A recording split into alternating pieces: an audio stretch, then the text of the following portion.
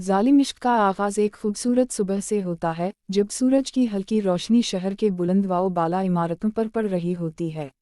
فیروز خان ایک coffee shop میں بیٹھا ہوتا ہے، ہاتھ میں کافی کا کپ اور نظریں کھڑکی کے باہر آتی جاتی لوگوں پر مرکوز۔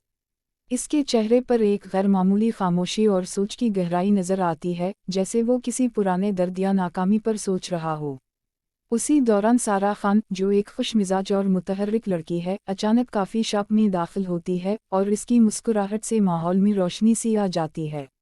فیروز کی نظریں سارا پر پڑتی ہیں اور پہلی ملاقات میں ہی ایک کشش اور ناپسندیدہ تکرار پیدا ہو جاتی ہے۔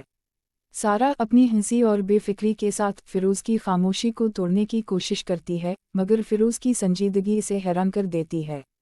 دونوں کے درمیان مکالمے کا سلسلہ شروع ہوتا ہے، جس میں سارا اپنی مزاحیہ باتوں سے ماحول ہلکا کر دیتی ہے اور فیروز آہستہ آہستہ اپنی دیواروں کو نرم کرتا ہے۔